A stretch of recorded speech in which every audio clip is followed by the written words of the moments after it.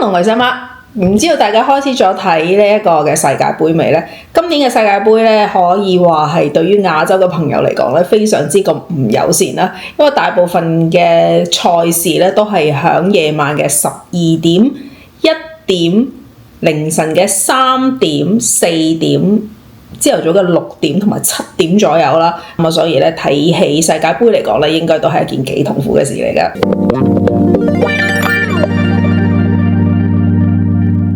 以前嘅西媽咧，其實真係唔係好睇足球嘅。咁啊，就算你話世界盃係一個咁大嘅盛事都好啦，我都覺得it's just a match。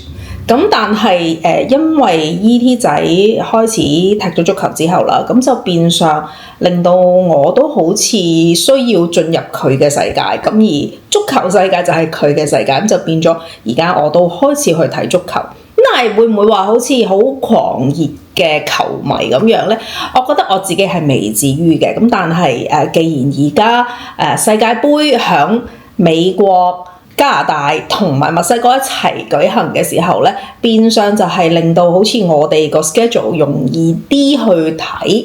咁所以呢，今年都叫做係應該會睇多好多嘅球賽嘅。講世界盃咧，可能講翻少少一啲嘅背景先啦。畢竟唔係個個睇足球啊嘛。咁首先就係話今年係第一年就3個國家一齊咁樣去舉辦啦。以前好多時咧都係響一個國家，然之後好多個唔同嘅城市咁樣去舉辦呢一啲嘅比賽嘅。咁因為你冇乜可能響一個嘅地方 host 晒所有咁多場嘅賽事，因為係冇可能嘅事嚟嘅。尤其喺小組賽嘅時候啦，有咁多 team 人你想一次過好快地係去進行比賽嘅話咧，基本上係冇乜可能嘅。咁而今屆咧就一共響16個唔同嘅地方去舉行啦。美國咧就係佔最多嘅，咁有11個城市啦。咁而墨西哥咧就係有3個嘅。至於加拿大咧就少啲，得2個嘅啫。咁其實咧 Sam 巴同我都有喺度笑呢件事啦。加拿大好似都唔知為乜，但係又去搞呢一壇嘢咁，但係好似得着又唔係咁多。咁究竟今次決定喺3個唔同國家去舉行嘅原因係乜嘢呢？Anyway， 咁今年嘅決賽咧就會喺 New York、New Jersey 嘅呢一個 MetLife Stadium 嗰度咧就係舉行嘅。而 MetLife 對於我哋嚟講咧都幾熟悉嘅，因為之前譬如 E.T. 仔有去同爹哋睇過一場嘅 Giants 啦，好多年前我同 Sam 巴亦都係去睇過一場嘅巴西嘅球賽。咁呢一個嘅 stadium 咧，亦都係喺 American Dream Mall 呢一個我哋都拍咗幾次片嘅地方嘅隔離嘅啫。咁所以都算係一個比較容易去同埋熟悉嘅地方嚟㗎。以往嘅世界盃咧就係有32隊唔同嘅人咧就係去參加啦。咁而今年咧就加到去48隊嘅。咁而呢48隊嚟講咧，佢哋分咗12個 group， 而每 group 嘅頭1同埋頭2咧都可以直接出線嘅。但係如果你係響小組排第3嘅話咧，今年一共響呢12個組裏邊頭8隊嘅第3位咧都可以爭取出線咧，就係踢下一輪嘅。雖然咧今年係好熱鬧啦，但係今年嘅世界盃咧亦都係多咗好多人嘅投訴嘅。而最主要咧就係有4大嘅 red flag 嘅。第一個就係機票同酒店咧貴到黐線，佢啲門票嘅定價咧，佢仲要係浮動嘅添咧。即係如果嗰場嘅比賽咧，相對兩邊都比較有名少少嘅國家去踢嘅時候咧，就嗰啲嘅球票咧，嗰啲嘅門票咧就浮動得好誇張。總之個球隊越有名咧，嗰啲嘅門票咧就越貴，咁就基本上我哋啲基層人士咧係買唔到嘅，就算買到都唔捨得買嘅。大佬你可能用緊1-2個月嘅收入去買一張足球門飛入去睇，咁係咪個個都捨得咧？我覺得就唔係咯。第二樣咧就係、有一啲可能追開歐洲杯嘅朋友都應該知道啦，即係喺歐洲裏邊咧，坐火車可能比較方便一啲啦，咁就算坐飛機都好平啊，而且係好短途咁樣樣啦。咁但係嚟到我哋美加墨嘅時候咧就唔係啦，因為好多時嗰個航線都飛得比較遠啲啦，而且機票咧都係貴好多嘅，咁所以喺物流方面咧都係一個幾頭痛嘅事情嚟嘅。第三樣咧就係呢一個嘅美式娛樂啦。咁咩意思咧？就係喺歐洲咧，你如果睇波嘅話咧，你唔會無啦啦多咗個 water break 啦，因為美國佬話要加一啲嘅廣告入去增加呢個收益，亦都唔會有呢一個嘅 halftime show 啦。即係如果你喺現場睇嘅話咧，佢係有一啲 halftime 半場嘅表演嘅。喺歐洲啊、歐聯啊呢啲所有嘅球賽裏邊咧，你 halftime 咪 halftime 咯，大家咪去廁所咯、買嘢食咯、傾偈咯，即係唔會無啦啦揾個表演者出嚟表演咁樣噶嘛。咁但係喺美國嘅話咧，呢一樣嘢係喺所有嘅呢一啲大聯賽嘅時候咧都會發生嘅。咁所以咧，對於一啲歐洲球迷嚟講咧，呢件事好似係好不可思議嘅。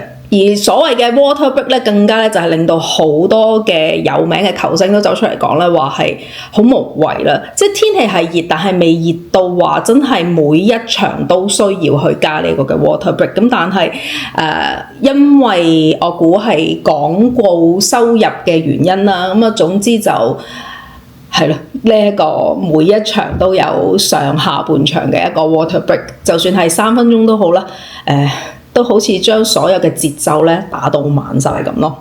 最後咧就係呢個嘅簽證問題啦。除咗話呢一個同美國關係並唔係好好嘅一班國家需要簽旅遊簽證入嚟嘅時候好困難之餘啦，就算一啲國家隊啊，唔同國家嘅一啲球員咧，佢哋可能咧都喺簽證上面咧有一啲嘅問題，咁甚至乎咧係嗰啲 referee 啊，即係裁判咧都有被遣返啦，或者唔俾入嚟嘅呢一啲情況出現咗，咁所以咧就搞到一鑊泡咁樣啦。講返7月19號喺 MetLife 嘅呢一場總決賽先啦。嗰張飛咧，嗰啲嘅價錢咧真係破晒紀錄嘅。因為 FIFA 今年玩動態嘅定價啊嘛，即係好似你買機票咁樣樣。總之咧，就越多人搶，嗰張飛係越貴，咁自然嗰個價錢就即係 skyrock 咁樣啦。官方最平嘅4等座，即係最高最遠嘅3頂位啦，我哋講緊嘅原價咧係$2000㗎。而最靚嘅1等位咧，個價錢咧係$6700，咁但係你原價基本上咧係買唔到嘅。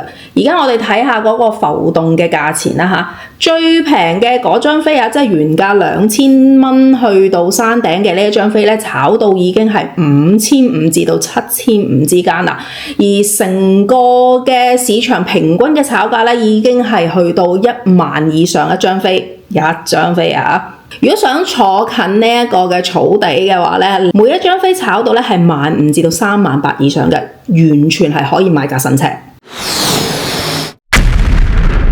啲飛炒到咁貴咧，咁啊政府當然要出下手啦。咁啊響 New York 同埋 New Jersey 咧，我哋最高嘅總檢察長們咧就係聯手咧就話要去調查一下點解個價錢去到咁癲喪。咁就話咧 FIFA 咧就係涉嫌製造假嘅呢一啲稀有率，專登咧就係推高呢一個嘅價錢，用嚟咧就係欺騙消費者咁話。而最慘嘅咧就係話咧，有聽到一啲嘅新聞咧就係話你可能入去買飛嘅時候啦，如果你好彩話搶到1等飛，咁但係到你真係俾錢嘅時候咧，攞 credit card 出嚟嘅時候，sorry 啦，其實你買到嘅咧唔係1等飛，係3等飛啊！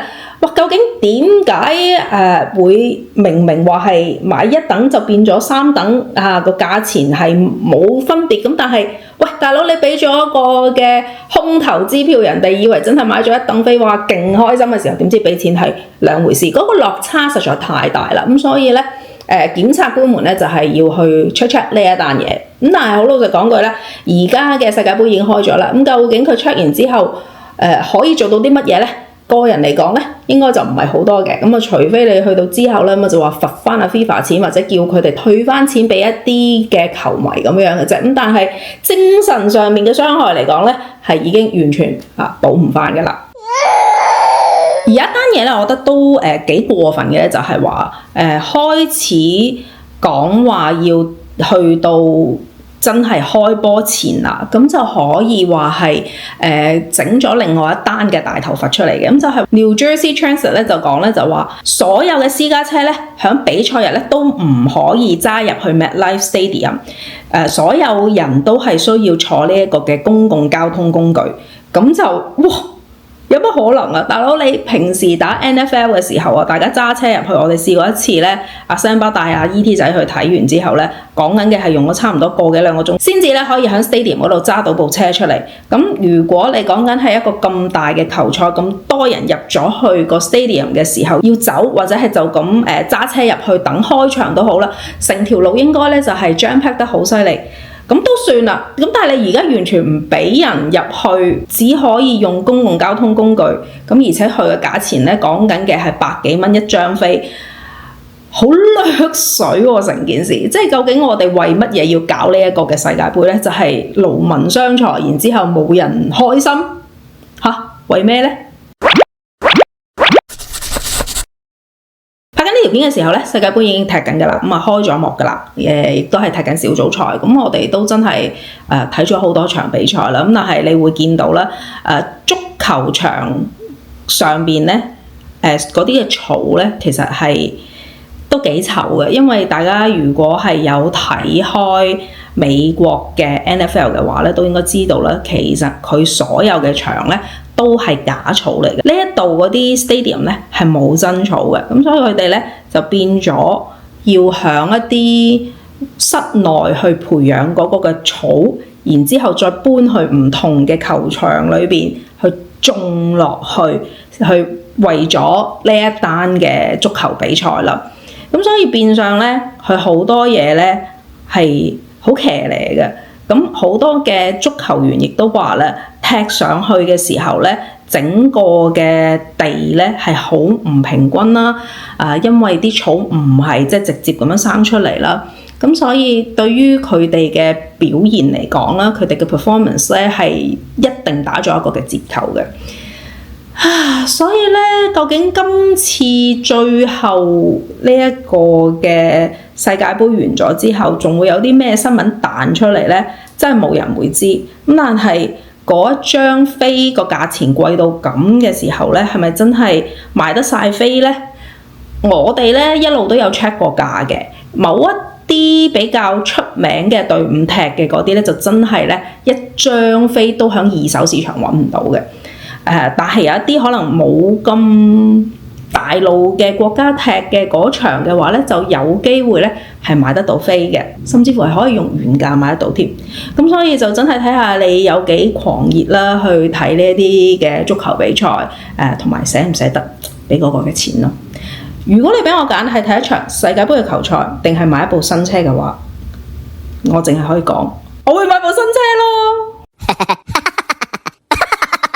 好啦，今次呢條片咧就講到呢度先啦，咁都係同大家吹下水嘅啫，因為今年嘅世界盃實在太多奇怪嘅事情發生啦。咁如果大家都有睇波嘅話咧，尤其係亞洲嘅朋友，希望大家今年睇完之後咧唔好爆肝啊！好啦，咁我哋下條片再見啦。咁希望你喜歡嘅嗰個球隊今年可以有好嘅成績啦。